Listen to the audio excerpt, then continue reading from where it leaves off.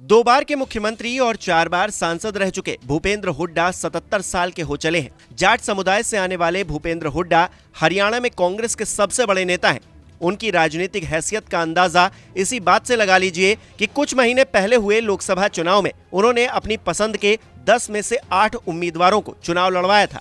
इतना ही नहीं, कुछ ही दिनों बाद होने वाले विधानसभा चुनाव में भी लगभग 70% उम्मीदवारों को भूपेंद्र हुड्डा और उनके बेटे दीपेंद्र हुड्डा का समर्थन हासिल है। इतना ही नहीं, आम आदमी पार्टी के साथ चुनावी गठबंधन न होने के पीछे भी हुड्डा की ही भूमिका बताई जाती है, क्योंकि भूपेंद्र हुड्डा नहीं चाहते थे कि विधानसभा चुनाव में आम आदमी पार्टी से गठबंधन हो। इसलिए उन्होंने शुरुआत से ही इसका विरोध किया और आखिरकार अपनी बात मनवा कर माने। हालांकि पार्टी के अंदर उनका रुतबा यूं ही नहीं बना। हुड्डा ने 2005 से लगातार न सिर्फ अपने आप को स्थापित किया बल्कि अपने सियासी रसूख को भी बढ़ाते रहे। भजन लाल के नेतृत्व में हरियाणा कांग्रेस के पुराने नेताओं से ऊपर निकलने के अलावा उन्होंने दूसरे बड़े जाट नेताओं जैसे ओम प्रकाश चौटाला को भी मात दी, जिसके फलस्वरूप 2005 में उन्हें सीएम की कुर्सी भी मिली। हालांकि पार्टी में हुड्डा के बढ़ते कद ने काफी लोगों को परेशानी में डाला, फिर भी हुड्डा ने अपने कदम आगे बढ़ाना जारी रखा। धीरे धीरे हुड्डा ने हरियाणा के 3 लाल, देवीलाल, बंसीलाल और भजन लाल के सियासी प्रभुत्व को खत्म कर दिया और राज्य में अपना एकाधिकार जमा लिया। 2009 तक हुड्डा ने अपने आप को बखूबी स्थापित कर लिया था। चुनाव में सीएम का चेहरा भी वही थे। हालांकि जब बहुमत नहीं आया तो हुड्डा ने ही राजनीतिक कौशल दिखाते हुए गोपाल कांडा समेत 7 निर्दलियों को साथ लेकर सरकार बनाई।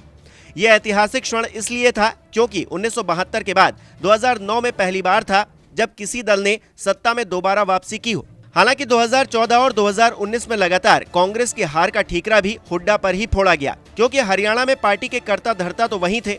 ऐसे में पार्टी के भीतर उन्हें दूसरे नेताओं की नाराजगी और विरोध का सामना भी करना पड़ा। कहा जाता है कि उम्मीदवार चयन में हुड्डा की भूमिका और ज्यादा होती तो शायद 2019 का चुनाव कांग्रेस जीत जाती, क्योंकि कांग्रेस को तब 90 में से 31 सीटें मिली थी और बीजेपी चुनाव में 40 सीटें जीत कर आई थी। उस वक्त किसी के पास बहुमत नहीं था।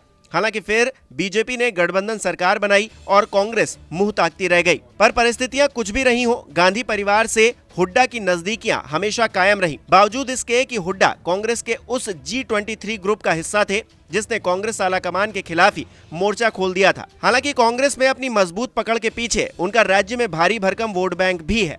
हरियाणा में लगभग 27% जाट मतदाता हैं, जो लगभग 40 विधानसभा सीटों पर नतीजे तय करते हैं। चौटाला फैमिली के बंटने के कारण राज्य में सबसे बड़ा जाट नेता भूपेंद्र हुड्डा को ही माना जाता है। पार्टी आलाकमान को भी लगता है कि जब हुड्डा जीत की संभावनाओं को ज्यादा अच्छे से जगा सकते हैं तो फिर उन्हें फ्री हैंड क्यों न दिया जाए। इसीलिए उम्मीदवारों के चयन में हुड्डा की खूब चल रही है। लोकसभा चुनाव के बाद विधानसभा चुनाव में भी ज्यादातर उम्मीदवारों को हुड्डा का आशीर्वाद प्राप्त है, लेकिन ये भी सच है कि पार्टी में उनके खिलाफ शैलजा से लेकर सुरजेवाला तक ने उन्हें कहीं ना कहीं टेंशन दे रखी है। नमस्कार, मैं हूं मानक गुप्ता।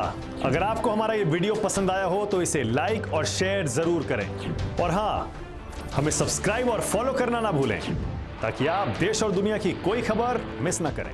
तो जुड़े रहिए हमारे साथ और देखते रहिए News 24।